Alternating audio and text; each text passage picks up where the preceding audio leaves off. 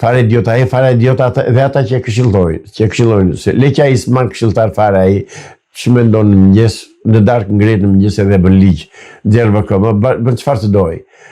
Madje ka marrë vesh tani po përgatit një VKM që ekzekutimet që deri më sot i kryen zyrat për mbarimori do t'i kryej ai me policë.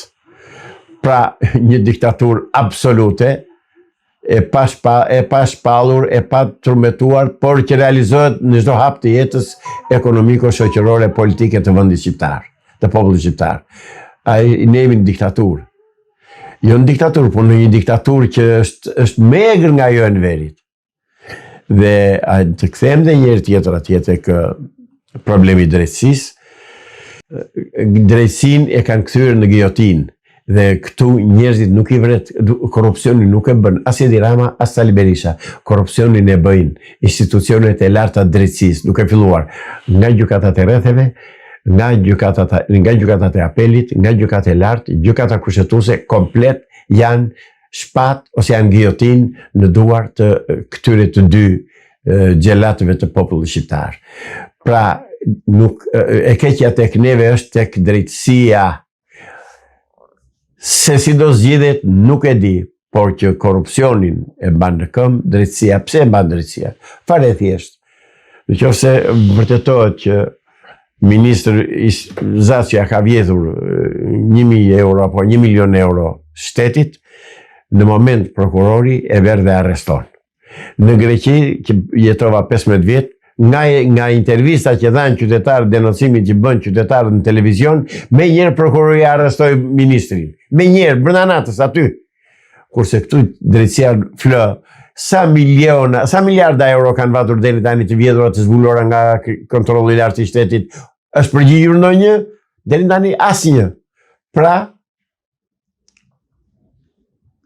duan një drejtësi që të mos ndihet, të lë rehat, të vjedhin këta, të mbyllen letrat, sa të jenë këta të mos shpohen asnjë gjë.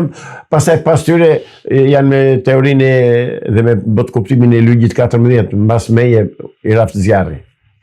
Zoti Islami, duket sikur Amerika nuk është se ka vepruar në mënyrë të drejtë për drejtë ndaj kryeministit Edi Rama, por disa sinjale i ka dhënë. Ai nuk mori pjesë dot në Asamblenë e Kombeve të Bashkuara, po dërgoi Bajram Begajn dhe Elisa Spiropalin, më pas pam atë humor që bëri me Donald Trumpin. Pra duket që marrëdhëniet i ka të ngrira me Shtetet e Bashkuara të Amerikës. Ju si shikoni, çfarë pret Edi Rama nga Shtetet e Bashkuara të Amerikës? McDonaldi, McGonigalli. McGonigalli. Edi Rama ka McGonigalli të hapur. Edi Rama, për të mos u marrë me fyerjen e presidentit amerikan, se ky është kaq debil, kaq idiot nga trut e kokës, sa fyen presidentin e një shteti dhe ndërhyn në zgjedhjet e një shteti tjetër.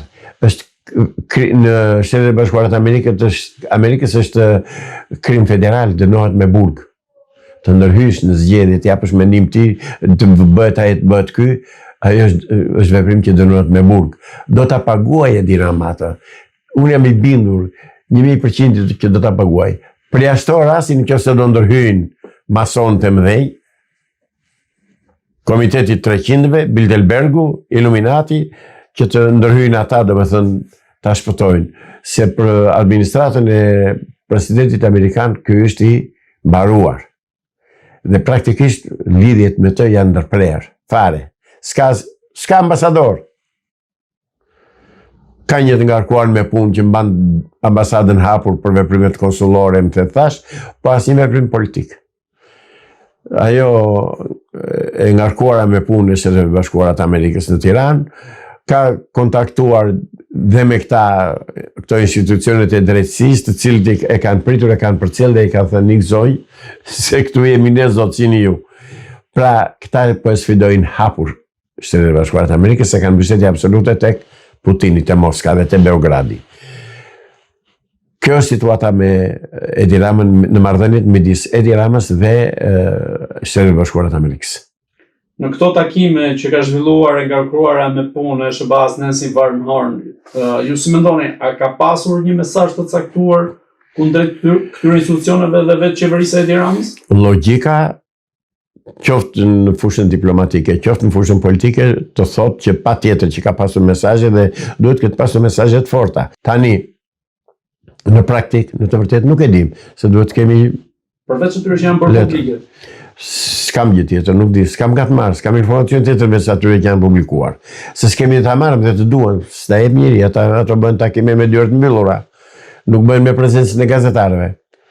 Kështu që, por jam i bindur që, për një gjë jam shumë i bindur, që Edi Rama me Amerikën i ka punën shumë keq. A mendoni se dosja e Charles Megonigal do të hapet këtu në Shqipëri nga vetë Spaku dhe kreu i saj i ri që do të vinë në dhjetor? Jo, do të hapin Amerikanët. Spaku nuk bën gjë, heqeni nga mendja, shumëzojnë me zero Spakun. Spakun, për atë që unisë shumëzojnë me zero, zotëri. Pse me zero? Çka bërë deri tani, do më thoni? Asnjë gjë, absolutisht asnjë gjë. Ditë për ditë ka folur dikush që merret me politikën shqiptare, ka thënë që do bëhen arrestimet sot e do bëhen arrestimet nesër, do bëhet ajo, do bëhet kjo, do bëhen ato më makorba, deri tani asnjë gjë nuk është shpuar Edi Rama. Jo, zotëri, këtu duhet një veprim amerikan i tipit Daniel Noriega. Vetëm kjo e shpëton Shqipërinë. Ose një veprim si që u bë Hashim Thaqit, nga zyra, në helikopter, në Hag. Këto duhen bërë. Su bën këto, populli shqiptar do shkatërrohet fare. Dhe është plani ugurzi, fare i zi, i masonëve, për të prishur përbërjen demografike të popullit dhe të kombit shqiptar, për ta bërë popull shumë kombësh, se e kanë bërë në fakt shumë kombësh. Ne kemi 9 pakica kombëtare të huaja. Ku i ke 9 pakica kombëtare? Ke vetëm një minoritet grek dhe ke edhe një 15 sërb në Shkodër, ku janë të tjerët?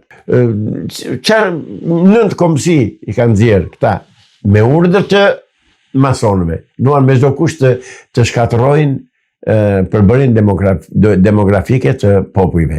Këtë kanë bërë herët, e filluan me 1789 në Francë, me revolucionin borgjes francez, vazhduan me eliminimin se armiku i madh më i egër i masonëve kanë qenë mbretërit, sepse mbretërit janë kompakte, duan kombin e tyre të lidhur. Ndërsa republikat janë që sot vjen ti president bën çdo duar që ikën, s'marr përgjegjësi, nëse do vijun po kështu, edhe bëhet katrahur, shkatërrohet gjithçka. Ai objekt është.